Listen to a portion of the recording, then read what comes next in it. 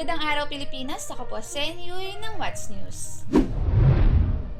Libreng sakay ngayong November 1, hindi matutuloy. Nilinaw ni Department of Transportation Secretary Jaime Bautista na malabo manong matupad ang libreng sakay ng pamahalaan sa darating na Nobyembre.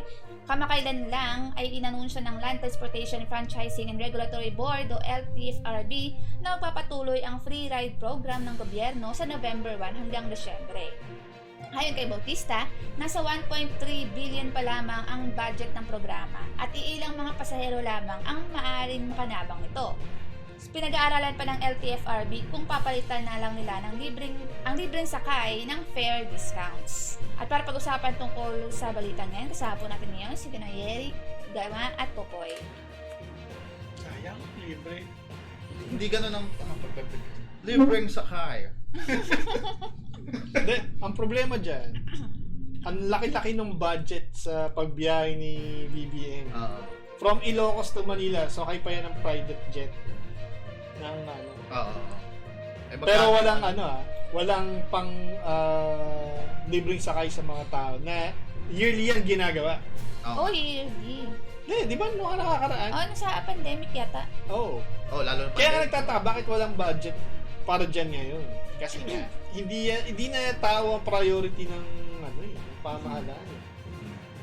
Kaya medyo nakakabwisit na tipong wala naman nangyayaring dagdag na investment sa doon sa pagpunta ng ibang bansa ni BBM. So, bakit hindi na lang gamitin sa mga public services katulad nung yan, mga libreng sakay?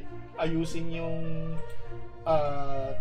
ayusin yung transportation sector natin.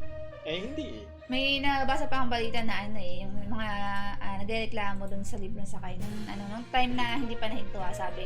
Ang bilis-bilis daw magpatakbo ng hindi pa sila nakakasakay tumatakbo na, pinapahabol sila, pahirapan. Kokota ba? Ano ba ang problema ng mga driver? Pahirapan sumakay, ayaw magpasakay, hahabulin na pa yun.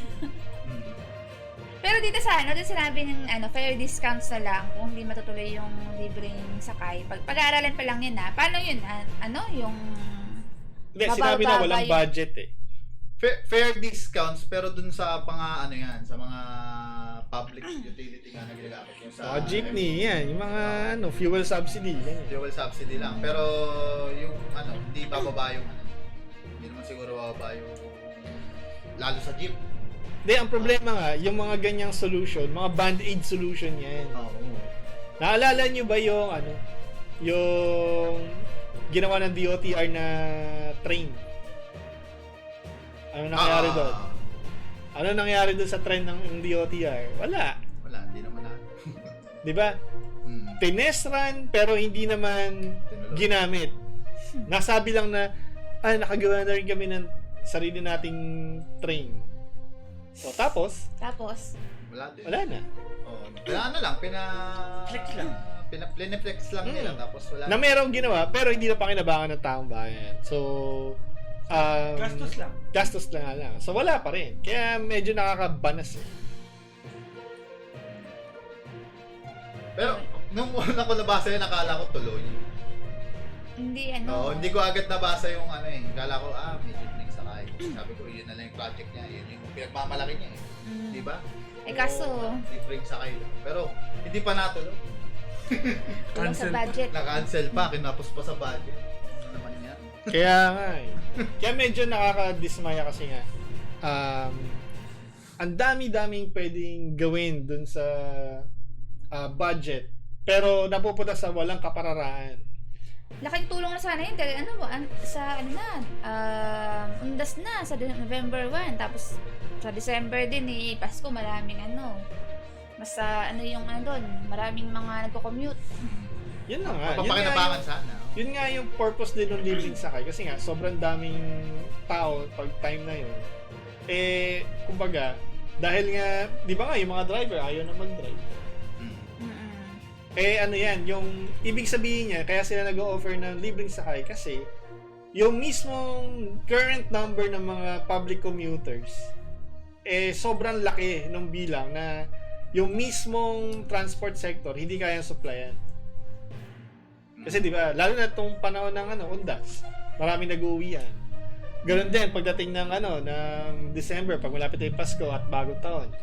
So, clog yung mga terminals, puno ng mga tao, ganon din yung biyahe papunta at pauwi. So, kumbaga, di ba nga, sa sobrang traffic,